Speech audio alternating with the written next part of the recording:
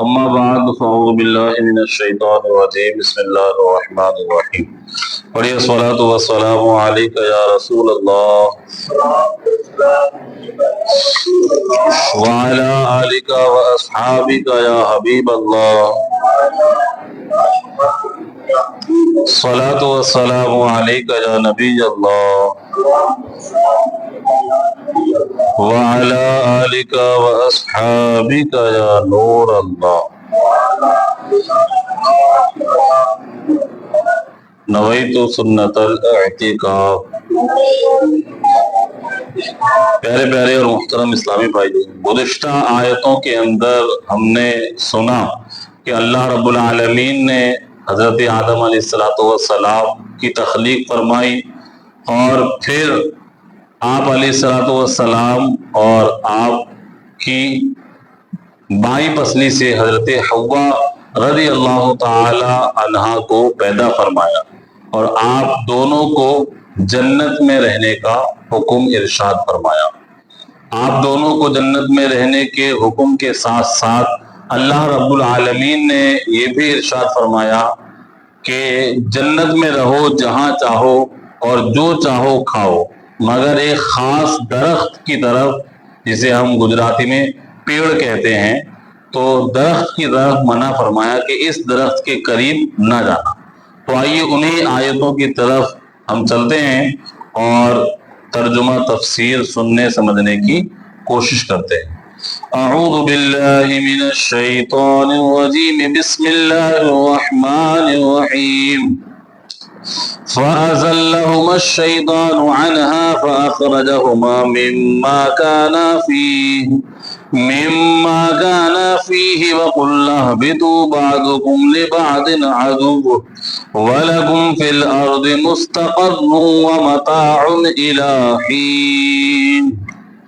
تو شیطان نے ان دونوں کو جنت سے لغزش دی، پس انہیں وہاں سے نکلوا دیا جہاں وہ رہتے تھے، اور ہم نے فرمایا تم نیچے اتر جاؤ، تم ایک دوسرے کے دشمن بنو گے، اور تمہارے لیے خاص وقت تک زمین میں ٹھکانہ اور زندگی گزارنے کا سامان ہے۔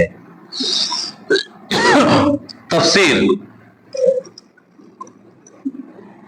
شیطان نے حضرت آدم علیہ السلام اور حضرت حوا رضی اللہ تعالی عنہا سے کہا کہ میں تمہیں ایسے درخت کے بارے میں بتا دیتا ہوں جس کا پھل کھانے سے تم ہمیشہ زندہ رہنے والے بن جاؤ گے۔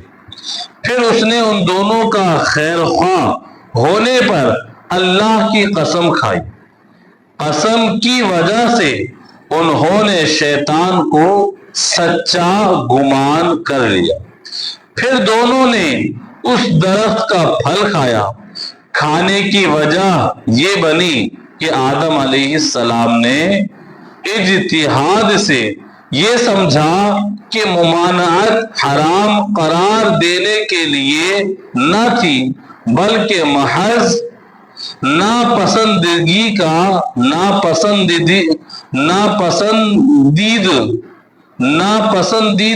کا اظہار تھا۔ یوں انہوں نے کھا لیا، لیکن اس ذریعے سے شیطان چال چل کر حضرت آدم علیہ السلام اور حضرت حوا رضی اللہ تعالی عنہا کو جنت سے نکلوا دیا۔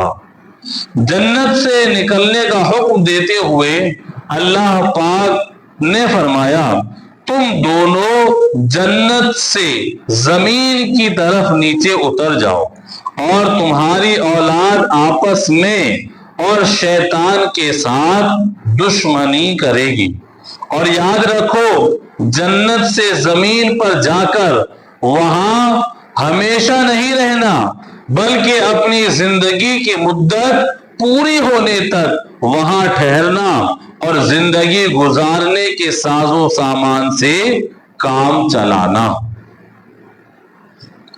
درس: نبی گناہوں سے معصوم ہوتے ہیں، نبی علیہ الصلوۃ والسلام جتنے بھی انبیاء کرام علیہم السلام ہیں تو نبی جو ہیں گناہوں سے معصوم ہوتے ہیں، اور حضرت آدم علیہ السلام کا شجر ممنوعہ سے کھانا گناہ ہرگز نہ تھا، وہ اجتہادی خطا تھی جس میں معصیت کا کوئی عزم و ارادہ نہ تھا، بلکہ شیطان نے دھوکے سے انہیں اس درخت کا پھل کھلا دیا تھا، لہذا اس معاملے میں منفی گفتگو سے بچنا فرض ہے۔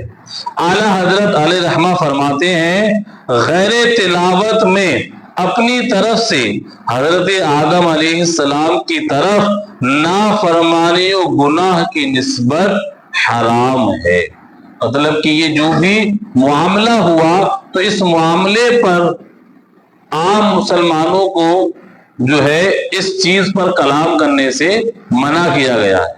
تو یہ جو بھی معاملہ تھا تو اس معاملے میں ہمیں کلام کرنے کی اجازت نہیں ہے، بلکہ اللہ تعالیٰ نے اپنے نبی علیہ السلام کو جنت میں ٹھہرنے کا حکم ارشاد فرمایا، اور ساتھ ہی شیطان لعین نے جو ہے آپ کو لغزش دلائی، دھوکے کے طور پر آپ علیہ الصلوۃ والسلام کے ساتھ اس نے یہ چال چلی۔ تو یہ اللہ تعالیٰ نے اپنے نبی حضرت آدم علیہ الصلوۃ والسلام کے ساتھ جو بھی معاملہ ہوا اس میں مطلب کہ ہمیں کلام، ہمیں بات چیت کرنے کی اجازت نہیں۔ اگلی آیت فَتَلَقَّى آدَمُ مِن رَّبِّهِ كَلِمَاتٍ فَتَابَ عَلَيْهِ إِنَّهُ هُوَ التَّوَّابُ الرَّحِيمُ۔ پھر آدم نے اپنے رب سے کچھ کلمات سیکھ لیے تو اللہ نے اس کی توبہ قبول کی، بے شک وہی بہت توبہ قبول کرنے والا بڑا مہربان ہے۔ فرمایا کہ پھر حضرت آدم علیہ السلام نے اپنے رب سے کچھ کلمات سیکھ لیے، اور جب ان کلمات کے ذریعے آپ علیہ السلام نے بارگاہ الہی میں اپنی لغزش سے توبہ کی تو اللہ نے ان کی توبہ قبول فرما دی۔ اہم باتیں، ان کلمات سے مراد وہ کلمات ہیں جو اللہ تعالیٰ نے حضرت آدم علیہ السلام کو توبہ کرنے کے لیے الہام فرمائے۔ ایک قول کے مطابق وہ کلمات جو تھے وہ یہ تھے کہ ربنا ظلمنا انفسنا وان لم تغفر لنا وترحمنا لنکونن من الخاسرین۔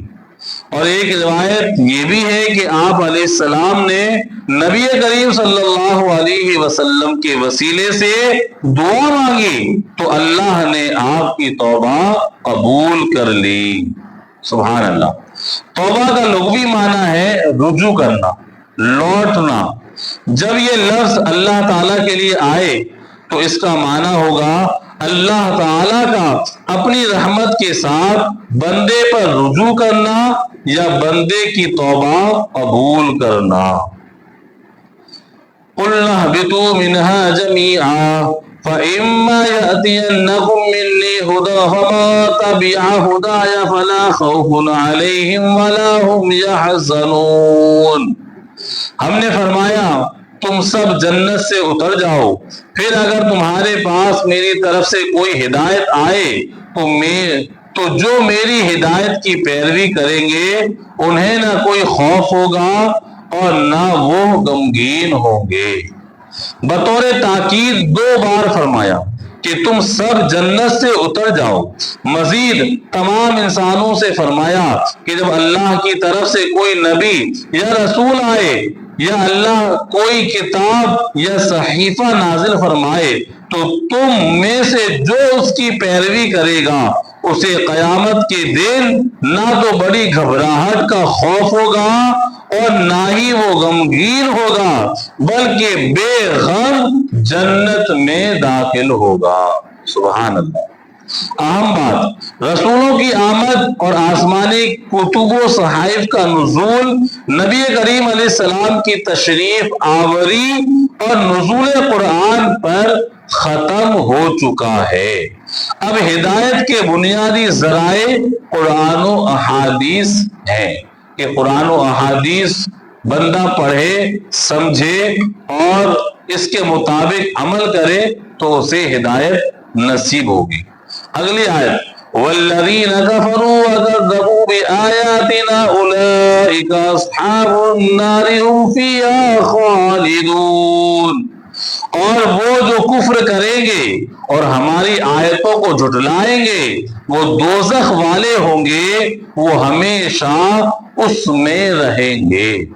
تفسیر فرمایا کہ انبیاء اور رسولوں کی تشریف آوری اور کتب الہی کے نزول کے بعد جن لوگوں نے کفر کیا اور ہماری آیتوں کو جھٹلایا تو وہ لوگ دوزخ والے ہوں گے اور ہمیشہ اس میں رہیں گے، نہ انہیں موت آئے گی اور نہ ہی اس سے کبھی نکل سکیں گے۔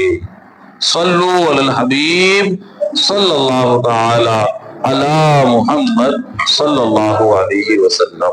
اللہ کریم کی بارگاہ میں دعا ہے، یا رب المصطفیٰ عز و جل وطفیل مصطفیٰ صلی اللہ علیہ وسلم ہمارے ماں باپ کی ساری امت کی مغفرت فرما۔ الہ العالمین قرآن و حدیث سمجھنے کی ہمیں توفیق عطا فرما، قرآن و حدیث کے مطابق ہمیں عمل کرنے کی توفیق عطا فرما، علم دین سیکھنے کا جذبہ عطا فرما۔ یا اللہ ہر مسلمان کو بیماری، قرض داری، بے روزگاری، بے اولادی، بیجا مقدمہ بازی اور طرح طرح کی پریشانیوں سے نجات عطا فرما۔ کہتے رہتے ہیں دعا کے واسطے بندے تیرے، کر دے پوری آرزو ہر بے کسو مجبور کی۔ آمین آمین بجاہ النبی الامین صلی اللہ علیہ وسلم۔